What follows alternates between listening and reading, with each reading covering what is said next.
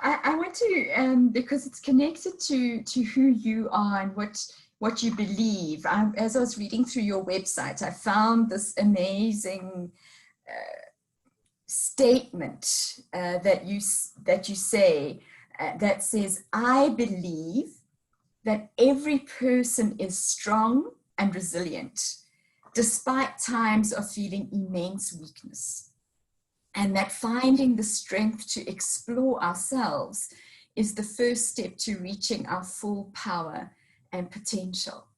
That's such a, I think what I appreciate about it, it's more than just positive thinking. But it's a strong statement of belief in the power of the human being to find their own way.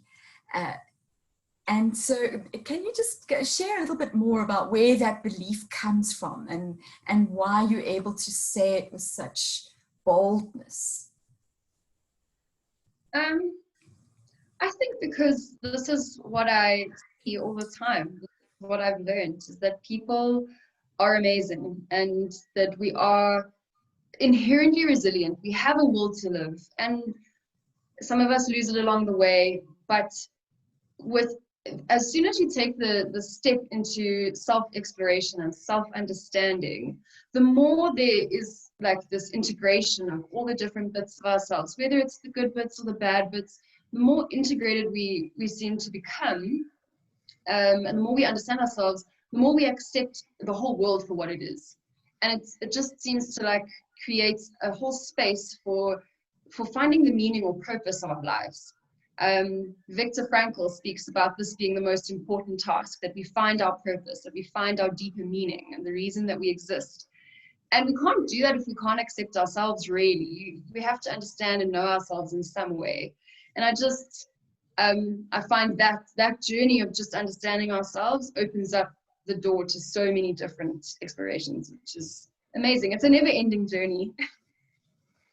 Yeah, and that's the delight of it, isn't it? And the fascination is that everybody is unique.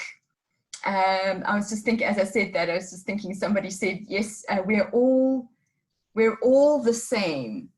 We're equally unique, we're all the same but unique. Yeah.